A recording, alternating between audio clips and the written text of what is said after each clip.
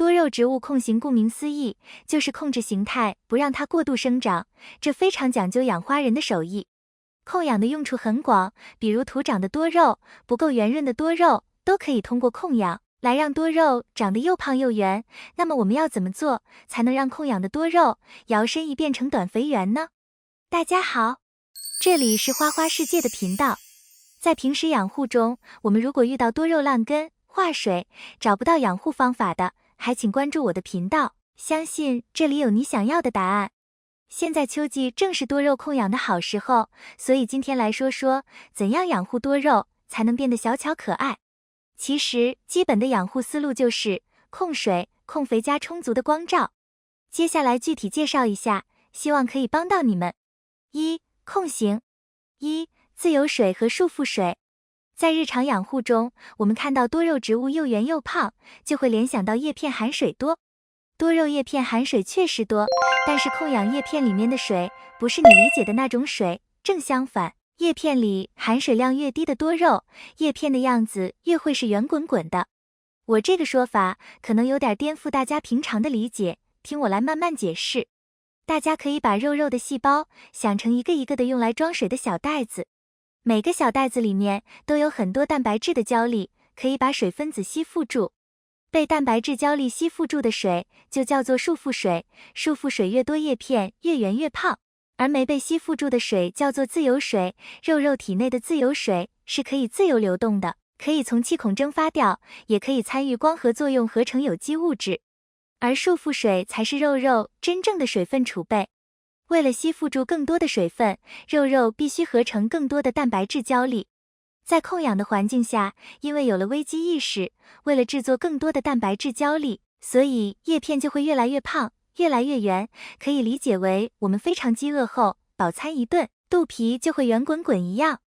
就是我前面说的，圆滚滚的叶片往往含水量反而更低的原因，其实准确的来说是自由水更低。所以在控型的阶段，除了需要充足的阳光，帮助肉肉合成更多的蛋白质来锁住水分，还要减少给水，让肉肉陷入缺水危机，激发它们的储水本能。但控水绝对不等于不浇水，因为不浇水的多肉只能勉强合成些花青素来防护阳光，变得更红而已。二、充足的日照。充足的日照不仅能让它们健康生长，更能让它们变得多姿多彩。放在室内的植物，不管用什么方式，控制温差、控制水，也达不到完美的状态。因此，日照就很关键。但是这种日照并不应该是隔着玻璃、纱窗的日照，因为玻璃、纱窗都会阻挡很大一部分的紫外线。但也不是盲目接受无遮挡日照，而是在春秋生长期3至30摄氏度表面温度的情况下，接受尽可能长时间的无遮挡日照。多肉植物在紫外线足够的地方生长，将拥有更肥厚的叶片，而紫外线不足则会导致茎变长、叶片稀疏。所以在符合首要条件的前提下，加上大幅度的温差，才会让多肉植物变得更加色彩分明。这就是为什么深秋持续到春天，多肉都能保持颜色的原因。三、控型周期。控型多肉植物的周期最短时间是1年，多则2-3年。因为已长成的叶片是不可能缩短变圆的，只有新长的叶片才会变圆。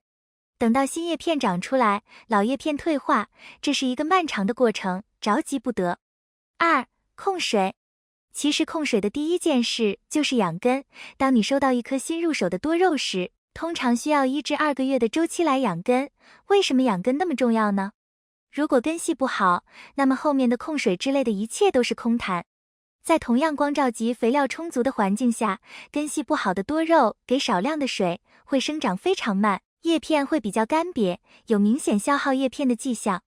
根系不好的情况下，水浇多了，多肉会很快发根且有明显生长迹象。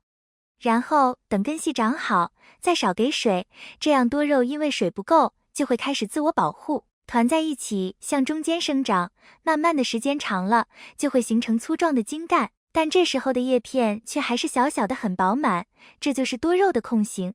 控水的具体操作是，在看到多肉叶片最下面层已经变软，有褶皱后，不要急，过1个周后再来浇水，拉长浇水周期，让多肉特别缺水，这样浇水它才会拼命喝水。这种情况下的喷壶浇水很难浇透，可直接浸盆，把整盆多肉直接放在水里浸泡，直到盆土中没有气泡冒出，就是多肉喝饱的标志。浸盆后一定要保证充足的光照，不然多肉会疯狂徒长。室内养护的建议用补光灯。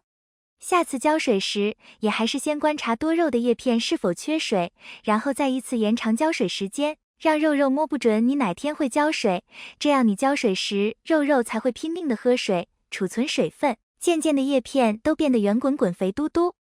除了控水外，土壤也不能太肥沃，因为营养越多，多肉就会肆意生长，毫无节制，最后长得又长又扁。